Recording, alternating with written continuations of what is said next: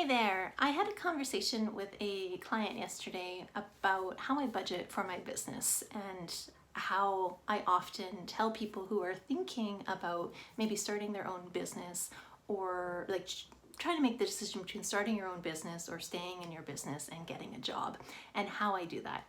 Because I think a thing that happens is that people, when they're looking at jobs, accept the salaries of the job.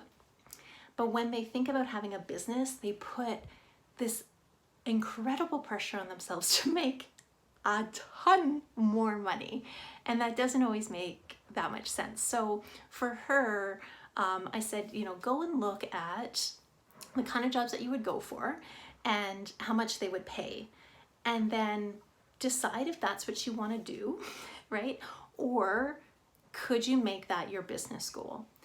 And I like that perspective because then it makes it reasonable, and it takes a lot of the pressure off of yourself. So for most of my career, I didn't make a lot of money. For 2 years for sure, I made just a little bit over 10 grand a year. So I think I made $860 a month.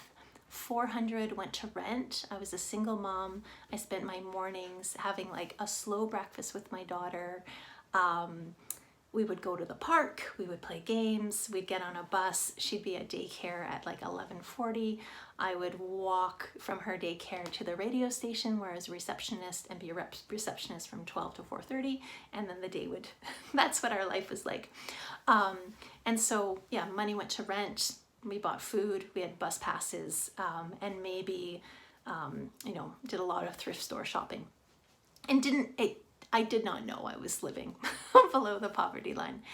For my jobs after that, when I started to work full-time, like a really fair salary for somebody working in the arts, doing arts admin, was like 30 grand, 32 grand, like that. And that would be even at a manager level.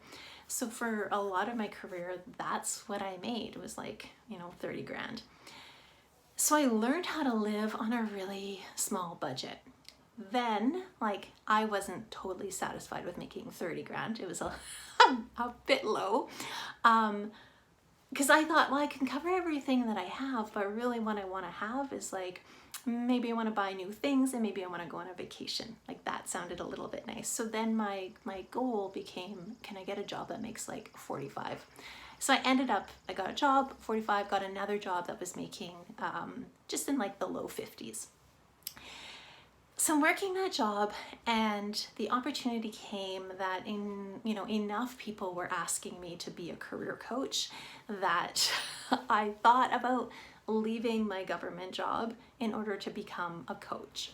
And sorry, little backstory, I was working as a career coach at an HR firm, built up my reputation, left, and then people kept coming to me. So when I talked to my husband about leaving, right, and I said, thinking about leaving my government job in order to do this, we kind of talked about what the business needed to do. And I just said, well, as long as the business makes at least $45,000, we're gonna be okay. And that became my year one goal, right? Is I just have to make 45K. And then made more than that. That was great. And then the next year, when it came to budgeting how much money I wanted, I was just like, how about I just need to make 50K? And made quadruple that. But even this year, even though I know it's possible to make a lot of money doing this work, the way that I set my budget is I just need to make 50K. Because 50K allows me to pay all my bills, have some spending money, put some money into savings, and never really worry about money. And then I take all that extra money and I put it into savings so that the next year when I start my year, I can start years with, it's amazing, being like, I don't even need any clients this year and I still don't need to get a job. And that kind of freedom in your career and in your business is unbelievable. And what it allows you to do is it allows you to have a business where your business doesn't run you, and you're not constantly looking for people, and you're not constantly scrambling for attention or clients, and you're not working evenings and weekends. You actually have a life where maybe you only have to work a couple days a week doing really powerful work, and then getting to spend the rest of the time, you know, with your family or reading or writing or whatever you want to do.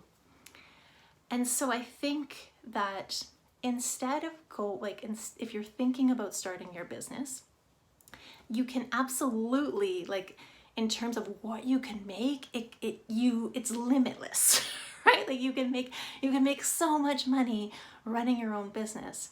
But instead of putting that pressure on you to begin, can you just start with, what's the minimum that makes me happy that I need to make?